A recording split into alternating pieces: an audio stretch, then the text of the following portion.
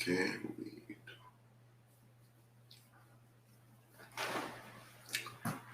Come on in, come on in, come on in, come on in, come on in.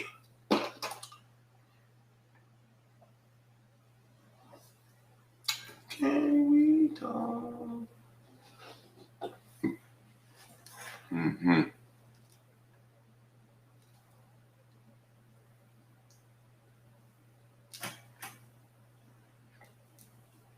Can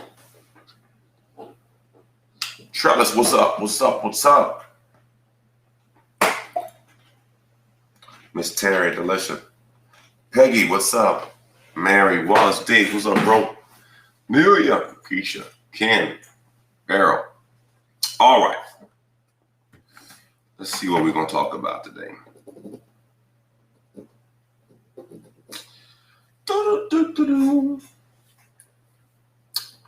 I love y'all. I love y'all. Miss Terry said we're on page 110, number 2. I appreciate you, Miss Terry. God bless you. I was up last night writing Sunday's sermon, the next one. I'm trying to figure out the title. But reposition yourself was good. Yeah. I don't know. I think this whole series has been good. I've heard they want me to make a book out of it. But we'll see. I got so many books that I'm working on that I got to finish. But we'll see what God says. All right. So I started something last week. And just to be clear, this section of the book is dealing with relationships. Okay. So this book, part of the book, is dealing with relationships. So with that being said, I want to be clear in regard to my focus. Okay. So last week I dealt with man up and all the issues that come with that. And then I went ahead and did another session of it on Friday Night Live. If you missed it, you can check it out at your leisure. Now, this particular statement, we need to talk. Now, this is not a negative connotation. Okay, there's nothing negative that we need to talk. Some can imply a negative spin on it, but the reality is, if we need to talk, we need to talk. Can you make it more voluntary versus we need to talk? You know, when you have time, can you give me a couple minutes so we can talk about a couple things? Now, if a person don't want to talk, they're not going to want to talk, but conversations have to happen or change will not. You cannot force something that is not communicated. One of the things that I try to do in ministry is I try to teach it before I ask for it. Teach it or model it before you try to implement it. Got it? So the statement is we need to talk. Yes, you should talk to your man or woman. No, you should not warn him that you need to talk about something you need yet to be described that will likely be uncomfortable. This phrase is most likely to shift him to a defensive mode. Try a more loving approach, as you are sure to get better results. Hey, babe, can we talk when you have some time? I have a couple things I want to talk to you about. Now, again, the reality of it all, most men don't talk as much as women. Most. So I don't want to make sure I say all men. It's not the case. But most women talk more than men, and they process often quicker than men. So a man does not want to get into a talking match with a woman. It usually doesn't work out well for him. So therefore, he limits it. Now, for a healthy relationship, a man will have to develop this area to be a productive partner. Now, Some will say, Pastor, how do you do it? There's a lot of things I don't want to talk about, but I understand the damage of not talking. See, the challenge is you cannot be the priest of your home and not talk. You cannot be the leader of your home and not communicate. You cannot be the head and not give direction. So part of the responsibility that God has put on men is to lead. And you cannot lead being a mute. M-U-T-E. You cannot lead without being able to give some directions. Even though you may not be good at it, it's just an area that you have to work on. To prosper and to have a thriving relationship, you have to be able to communicate. How can two walk together, Amos 3:3, unless they agree on the direction? If we have two visions, it's called division. Division leads to divide. Divide leads to divorce. We have to communicate where we're going, what we're doing, and how we are going to do it. Now, the amazing thing to me is that we say that men may not be able to communicate well. But for some reason, if you put a man on a basketball court, or you put him on a football field, or you put him on a soccer field, or you put him on a tennis field, it's amazing how a man knows how to communicate. Or you put him on the job in a particular position. It's amazing how he knows how to communicate. So it's not necessarily that he cannot speak. It's just he may not feel comfortable speaking in this space. So I just have to work on it. Man of God, you just have to work on it. Got it? And receive it as not a negative, and understand that this person is not competing with you, but ultimately trying to complete you. What I've learned to help me tremendously is to understand that whatever my wife is trying to tell me, she is speaking to me because she loves me. Now, and what I mean by this, assume positive intent. You have to assume the person's trying to help you, or you'll already put a combative mindset on them, and now everything they say is an attack. It may not be an attack. It may be them trying to communicate a blind spot. I remember I made the mistake of getting frustrated with my wife, not realizing the chick was trying to help me. But I could not receive because I had my hands up versus having my hands out. There's a difference between having your hands up and having your hands out. Meaning a posture of trying to receive versus a posture of trying to protect. Boy, that could teach a whole book. All right, I'm going to leave that alone for right now. Next. Now, some of these are just things you should not say. Is she prettier than me?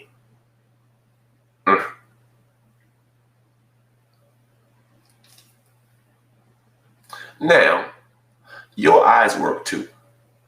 I'm going to say that again. Your eyes work too. Don't ask me what you already know. Because if you ask me the question, you already see something that may be better or different than you. So we have to learn how to not set ourselves up for disappointment by asking poor questions. I get it sometimes too. Is she bigger than me or smaller than me? Is this, that, or that? I don't know. I don't think so. Why? Because see, it's a lose-lose. It's a lose-lose. It's a lose-lose. Do I look fat in this? If the question you're asking him has only one acceptable answer, and if a too long pause is responding will only feed your insecurities, just trust his answer would have been the right one and don't bother to ask it or its cousins? Am I bigger or smaller than her?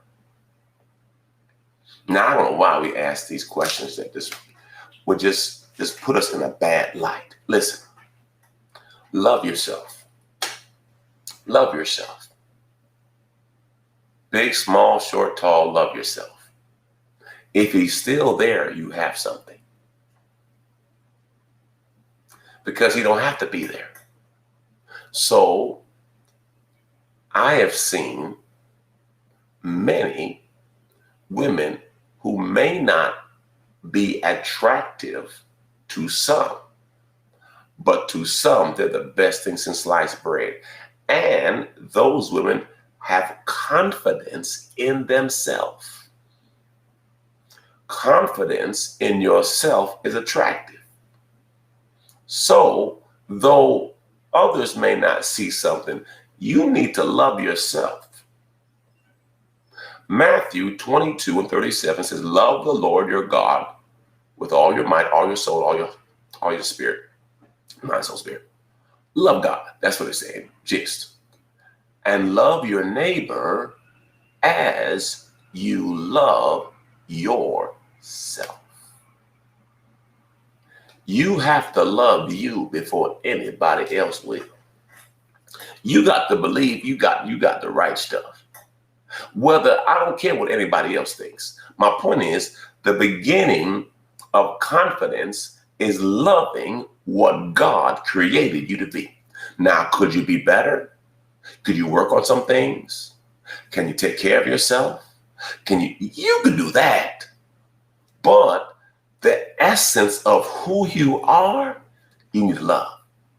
And if you can get that, you would be shocked, because I've seen some individuals who, they think they just doing it. And after a while, I said, you know what? You may be doing it. I might have missed something. But they were so confident in it. Confidence does a lot. Just try and help somebody. All right. Number 4. You're just like my ex. Why even say that? Why what you trying to do? Now, the better question is, if I am like your ex, why are you here? If I am just like your ex, it means that he was not the problem, because you chose another person who was just like him. Why do we complain about the choice we made? You chose that joker or that female joker. Why are you complaining about what you chose? Worse, I've had better. How are you going to say I have had better? Oh my God. You just killed somebody. Well, I've had better. Find a better answer. Find a better answer than that. What you mean you had better? What that mean? Pastor, better what? Whatever your better is. Praise God. Whatever your better is. I've had better. Lord Jesus. You don't want to be compared to exes. So don't compare him or don't compare others. Even if he or she comes out on top, it's still an awkward comparison. Please, please, please don't do that to yourself. So what are you saying, Jay? If you're in a relationship and something needs to change, just deal with that and don't compare it to something else. People often do this with their kids. They compare their children. That's a horrible thing to do. Horrible thing to do. Because now you're setting the kids up to be enemies. You don't want that. So I have to be mindful that if there is a shortfall, if there's an issue, if there's something you need to talk about, let's talk about it. And don't bring another situation into your current situation. It just makes it messy. So if they are exuding or showing signs and traits of a past relationship, why don't you look in the mirror and say, what's wrong with me? Why do I keep choosing people who have these characteristics? What is in me that's magnetizing these poor behaviors? What is in me that makes me want to save people? What is in me that I am attractive to broken people? What is in me that I am drawing people with deficits?